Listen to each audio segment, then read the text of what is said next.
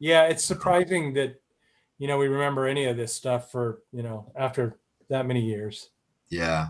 Well, why people seem to put a lot of there seem that one guy I interviewed with, he really loves this. I mean, it's funny that you meet people who really get affected by certain albums that you do and you don't realize at the time, I mean, I think a lot of it is like I've realized with all the records I've made, if you make a record and somebody's growing up at that point in their lives and that becomes their soundtrack Yeah. lives, and that record was the soundtrack of a lot of people's lives. I'll be like, well, I was just on to the next and the next and the next. I was not even thinking Right. about it. Yeah, yeah. So it's cool that, I mean, I'm kind of glad that somebody's taking note of that album, because I actually like Eden Comes Alive is still like, I just remember, maybe I like that one. Was that the name of it, right? Eden or something like that. Eden, yeah. I just remember how hard that one was to make. I Yeah. remember it was Sean's Sean had some vision in that one, and Well, I he did. remember. And actually, Sean had two songs on that record. And I think the song that you're thinking of, the one where he spent, he must have spent 12 hours on that thing. I remember this being a nightmare. That was Communion. Oh, And Communion. that song, I Right. tell you, Eden's it's pretty basic for the most part, but Communion, like we started learning these songs again because we're doing like the whole album and everything or we were going to before COVID, and then we're going to be doing it again hopefully next year. Right. But Communion's a hard song. It's hard to play, let alone recording it and everything. But that solo, I remember it being a bit of a mess. I mean, I think Yeah. he worked on that thing for like 12 hours. I was blown away. I'm like, when I came back, I'm like, you worked on this that long and that's all you got? I mean, Yeah. I think Barisi did that. He was there at the time. It's funny. Do you notice in the background that B3 organ that's right there? You can see the keyboard. Yeah, over here. Yep. That is from Sound City, from your session. Oh, really? So what happened was, I just thought about this, that I remember we were in there and there was a B3 in the hallway. And the girl who ran the I was like, I couldn't believe there was like this beautiful B3. It was, I said, whose is that? And she goes, it's Ben Montench from Tom Petty's band. Oh, wow. And I said, well, I'd love to buy it. She goes, well, he doesn't even want it. He's got like 5 of them. He'll sell it to you for $400. So I bought it for $400. Wow. And it sat in my garage for 10, 15, 20 years, right? And I finally called Ken Rich, who's like the guy in LA who does keyboards. And he took it and he went through all of it. And like now it's in there. And then my studio over here, there's a Leslie mic'd up. So it's always on. Like I can always record it if I want into Pro Tools. So very cool. That's a relic from your session, actually, right there. Nice. I always remembered that you were a killer keyboard player. I mean, I remember sitting down when we were in that studio with the Rat. There was a piano there, and you walked up to it, and we played Name That Tune, and we threw a couple tunes out, and you just started belting them out. It was like, I don't know, Billy Joel or Elton John or something, and you were nailing it. We were really impressed by that because we were all fans of that 70s radio music stuff, you know what I mean? And anytime anybody could pull something like that off, we were just blown away. It's kind of an advantage being a keyboard player and a record producer because you get the chord, harmonic stuff easy because it's in your mind, you can picture it, So when like a lot of music, like what I did, like a Kelly Clarkson record, that's a complex record with lots of chords. So like as a keyboard player, you can go, okay, an A major 7th, A, C sharp, E, G sharp. I can just see it in my head. But a lot of it's because you can see the keyboard in your head and picture it. So it's kind of an advantage. I think being a keyboard player or a drummer for rock music, it helps a lot in rock music or any kind of music. I notice that drummers are kind of the best mixers. You notice a lot of the great mixers are drummers, which is like that because it's the hardest thing to mix. So you kind of get that perspective, My mixer now is, I use this new guy, Joe Ricard. I've been using Chris Ordalgi forever, but I switched mixers and he's a drummer, That's always been the bugaboo in the studio, that stuff. Yeah, I think it's really a plus to have a producer who's, got a good knowledge of music. I mean, I don't think it's always necessary, but sometimes I think it helps. I mean, it helps a lot. Kind of steer you, and that try this, try that. I mean, I like that. I mean, I know back then, I think we probably, maybe we weren't as open to much, or as much, I think we Yeah. probably changed a little bit. And I know that, you know, like guitar tones and stuff like that, they were a pain. And that's one thing that I love now, because, now when we record something, we just do, a reamp, and I don't even have to deal with it. Right. We just get a decent tone. And, our last producer, he just would take our direct signal in and reamp it at his house and say, what do you think of this tone? And I loved it. It was great. Right. You have to sit there for hours. I mean, because I know that we had that pain on Mirror Black, I'm sure. That was the thing that almost like killed me, was that one. I just couldn't. I just remember you wanted to sound like a place that you were standing at the speaker. Yeah. That's what and I Over remember to the side. over the side, and I remember thinking, I don't even know how to approach this, And I do think we actually did put the mics on the side. Actually, I think that's how we got that tone, because I didn't know what else to do, and I don't think the engineer did. So we just said, "Fuck it, just put the mic." Like, it's not like, if it works, I guess it works, or something. Right. And more than likely, it's probably a blend, But Yeah. I mean, I still kind of like that tone, not like, kind of the off access tone, Yeah. but, not necessarily on the side, but kind of. Yeah, if I knew more, it would have been a little easier. Honestly, I was green at that point. Like, I didn't really know how to get, it was probably, I always sort of regretted using some of the engineers. Like, I was, you know, not smart enough at the point to go, well, I need a better, like, that's not what I'm good at. I need an engineer who's better than me. That's why, like, when I started getting really successful, I hired Mike Plotnikoff from Little Mountain Studios in Vancouver, and he had already worked on like Aerosmith records and AC/DC records and Yes records. And he came with a pedigree, but he happened to be below Bob Rock and below Randy Staub and below Mike Frazier, so he was the next guy in line. So I said, "Hey, I'm stealing you. Come down to LA. I need you. Like, I don't care if you can run a computer, but you know how to mic mics. You know how to mic a guitar and mic a, drums, and that stuff is almost a lost art nowadays. Like, who really knows how to do that? You know." Yeah, and I'm sure it's probably going to be harder to find people like that because there's probably a whole lot less. I mean, it seems like everybody's recording, their own stuff in their own little studio. I mean, Oh yeah.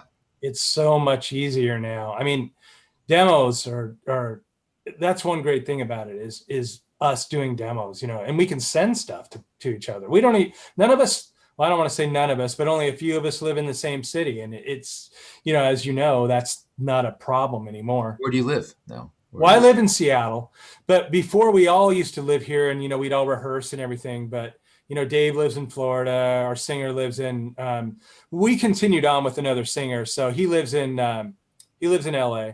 So who's your singer? his name is Joseph Michael. Oh, okay. He's the singer for Witherfall as well. Oh, okay.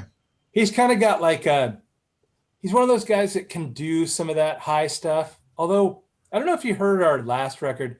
We kind of abandoned all that. Warrel sang more like, kind of like the Nevermore style. He has a really kind of low voice, but it was really cool. I kind of like that better. It showed more of a growth for us, I thought. Right.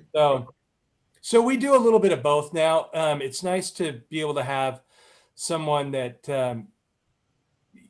can do the old stuff as well. We're always having a little bit of a hard time with it. I mean, he set the bar really high. Yeah. I mean, I can't imagine being my age and singing like that. I just can't.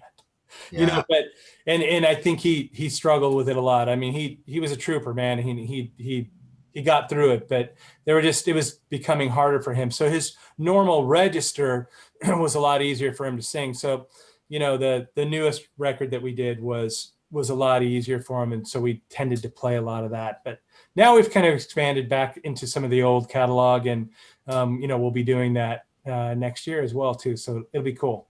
How did you think when you listened to the interview I did with that guy, do you think it was accurate? I did. Yeah. I mean, there was a couple things,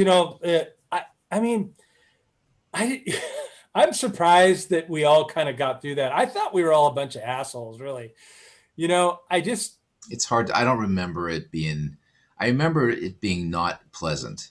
Yeah. I don't remember it being um, like I've been in situations where I've walked out or I've had fight. There's been fist fights or screaming matches. There was none of that. There was just tension, a lot of tension about things. I don't remember ever really.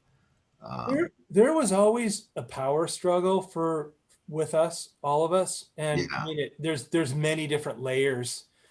So I mean, I can't really put my finger on one thing, but it seemed like credit and money and all that kind of stuff. It just sort of kind of started to tear us apart. And some of us wanted to be big rock stars, and I just think that shit how just old were you back made us, then? you know. You guys weren't that old, right? At that point, Um, no, I mean we were like 25, 20, 25. Yeah. something I like mean, that. it's a lot. And you had a man. Who's your manager? Do you remember? Back then, Yeah. it was Mike Zotto. Oh fuck, you're right. Yeah, you introduced us to him. Oh my So god. Yeah, yeah, he's when we were doing a little bit of pre-production. I think we were doing a couple days at next to Sound City. There was a little studio, a practice room or something like that. And we were there just kind of like working out the kinks right before we went in.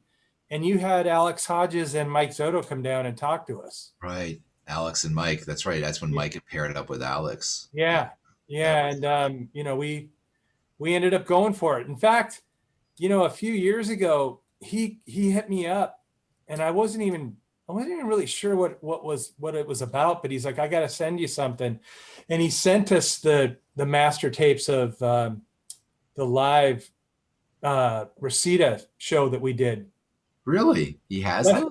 yeah, Westwood One came in and they recorded it. I don't know how he got them, but he's like, hey, just expect a package. And two, giant reels showed up on my doorstep. And we included that in the re-release of Mirror Black this time. That was at the country club, right? Yeah. So it Yeah. had, it had like 6 songs on it from Mirror Black and a few from Refuge Denied. And we remastered it and remixed it. We had Zeus, our last producer that did The Year the Sun Died. He did all that. And it sounds great, man. I mean, we didn't do any overdubs. We didn't re-record anything. We could have done all that, but we were just like, people really, because they did a promo release and they released part of that. It was called Black Reflections, and they included a future tense from the record, and Right. then a bunch of live tracks, but not all of it. And people would always ask us about it, and we didn't really even know anything about it. They just Epic just put it out, so they didn't really mix it. It was almost like they just pushed up the levels and walked away and hit record. You Right. know, Sure. so we had it remixed and everything. So now it's all, in its full glory, and it sounds pretty good. Wow, I cannot believe I don't remember because Zoto was my first man. He was like my manager, my first manager. Oh, really? Yeah, that's how I met. I mean, I was kind of not even in the music. I was kind of trying to be in the music business, and he sort of. I don't even remember how he found me. And he wasn't even a manager really at that point. I'm talking about like 1986 or something. Yeah. And then he started picking up artists, and he started becoming good at talking and doing things and getting stuff done. He knew Pfeiffer somehow. He knew Yeah. Bob. Yeah, yeah. It's funny. I didn't even remember that you guys. That's so funny. I know he worked with the Wild Seeds too, Soto. Like that was another one of his bands, which I produced. And Strangely, it's weird because I don't even really remember what happened. It seems like we all just kind of faded away. It's like yeah. Sanctuary just kind of, well, we broke up basically in 1992. And I don't remember, it seemed like Zoto just kind of disappeared and everybody just kind of disappeared. And. It's funny you say that. Every year I was in the music business, like the end of the year would come around, and January 1st would come around, and up until like I started to actually have hit records, I was always struggling like really badly at it. Like I remember I had kids, and I was like, how am I going to survive this? I don't have any royalties. And the only thing that got me through was I knew that on January 1st, a lot of the people I knew from the previous year would be gone because they just would be gone as it's attrition in our business. It's how long can you last, you know? And then I would just say, okay, as long as I'm still standing here on like January 1st Yeah. next year, that's a win. Like that's the only win I'm getting right now is that win, you know? So like, I mean, after you guys, I put out record after record after record, no sales, record, no sales. I wanted to work to Giant Records, no sales. Motorhead Records, no sales. They don't sell at all, those things. In fact, they're so unrecouped, that band, you know? And so, you know, you just keep going on and you just go, okay, the next year, you know, the worst year I think I ever had is I actually had to go to Liverpool and produce a band called DBH, which was a band on for the whole budget was $20,000 completely. So I had to fly to Liverpool, produce this band, and fly back. I think I made like $2,000 that year. And you just go, oh my God, what am I going to do with my life? You know, like this, you're stuck. Like at some point, you're not getting out, right? Right. You're in the prison. That's it. Yeah. So, you know, I remember thinking, wow, you know, and then you know that most of the people you were with are just like they faded, like you said, they faded away. I don't know what happened to them. Like a lot of them went into real estate. I realized in our business, when it doesn't happen, you find the next level where people are making money, which is like selling real estate to successful ones, you know, and you can do pretty good doing that actually, you know? So yeah, so I was I mean, I couldn't have had a hit at a better. That's why I had a hit, like my first hit record was when I was 42 or 43 years old. I appreciated it so much more at that age, you know, like if I had had a hit record at 30, I might have been more of a dick. But at 43 or 44, I'm like, oh my God, thank God I can pay the rent. Thank God I can pay the mortgage. Oh my God, thank God. I'm like, you know, then you really go, I'm holding on to this for dear life. I'm not letting go. Like, you know, so you're not frivolous. You're not going out and throwing the money and buying jet skis, all that stuff. I remember when I did 3 Doors Down, they said, I asked those guys, so what'd you do with your advance money? They all went and bought jet skis. Like they took $100,000 and bought jet skis, you know, like, you know, I just thought that was the funniest thing, you know? Oh my God. You know, it's weird too. Back in the day, you know, the advances were so huge, and I can't believe when I think back of how much money we spent on our first record. And it was nothing to them, nothing. Yeah. And we kind of blew it all. I mean, it was $150,000. And now that would be, you know, kind of unheard of, especially for, you know, a metal band. And I mean, it was just kind of pissed away pretty much. I mean, we recorded our record for 20 grand and pissed the rest away somehow. I don't know how. Yeah. Well, yeah, I mean, we had, you know, what happened is when we got signed with Epic, we already had the record done, but they wanted us to remix it. And if you can believe this, we recorded White Rabbit and then remixed Refuge Denied, and that costs 50 grand. And we recorded it for 20. So there we were already into 70, you know. We did it in Reno. The Reno guy. There was a guy in Reno, right? He had a studio there. Yeah, well, it was called like Grandma's House or something. Grandma's House, yeah. The home studio, yeah. We finished part of it there because we recorded it in Seattle, but when we finished part of it there, we had to bring Dave Mustaine back in for some reason to play a solo. Originally he played it and something happened. I think we had to re-record the whole song. That's right. They made us re-record White Rabbit because that was going to be our hit, you know, and they never did anything with it. They didn't, you know, we didn't do a video or anything. So then we Paul Lanny. I think Paul Lanny, yes, I know who he is. Yeah. Yeah, he remixed it or mixed it at the end. So we did it somewhere in LA. I can't remember where, but I think it was like some famous place. Yeah. And who mixed the one record we'd worked on? Was it Barisi, right? Was it me and Joe did that one? I don't remember who mixed it. Yeah. I remember using the computer a little bit on that. That's what I remember. It was done a little bit inside. I think the editing was, I can't remember if it was your record, but I don't remember. Somebody I was using some big editor to edit the songs together. Mm-hmm. So I'm not sure whether that was your record or not. It may have been mistaken. Sounds familiar. I feel like I saw some of that happening. And I know we did it at another studio, but I can't remember what that studio was. It wasn't. Oh, I do. Cornerstone. Okay. That was a shitty little studio in the valley here that had it had an AMEC. It didn't have a Neve. It was an AMEC Diane console, which is really hard to work on. But it was run by a guy named Matty, who was, these guys were in the porn business. Oh, That's really? where the studio was, where it was. Yeah, the North Valley, the North San Fernando Valley. So they were kind of, yeah, there were always strippers around, and these guys were ugly guys. There were hot looking chicks everywhere. And I remember asking them, I said, how'd you guys build this studio? And they're like, well, Vivid Pictures is down the road. I was like, oh, okay, I get it, So that's actually where Keith Olsen Sound City was right in the middle of all that porn. That was like the porn capital of the world right there in North Van Nuys, Oh, really? Oh yeah, Chatsworth, Van Nuys, that whole area, the North Valley. Back then it was porn. Oh yeah. Even nowadays, you can go to a steakhouse like Monty Steakhouse on Topanga Canyon, and you can hear like people making deals with porn stars and their pimps and shit making deals in the booth next to you. Really?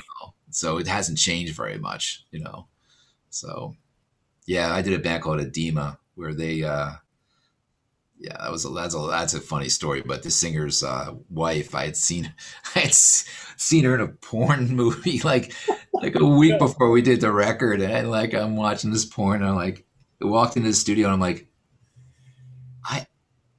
I know you. I know you. Oh, this is my my wife Diane. I'm like, no, it's like your Lexus, like and then he was not happy with that at all, I'm assuming he knew about it though, right? Oh, he totally knew about it. Yeah. I think that was like back in her previous life, Right. but that marriage didn't last very long. So that was Jonathan from Korn's brother, actually, was the singer of Edema. Okay. He was a great singer, actually. That band, see, that's one of those bands that makes you guys look like amateurs when it comes to drama, that had drama. Yeah. I did Crazy Town. That had drama. It was just like, man, because what? With those projects, there was so much money involved that they could just do as many drugs, and there was nobody fucking telling them what to do. It was just out of control. The music business at that point had found its stride and was really selling. So, it was a bit crazy.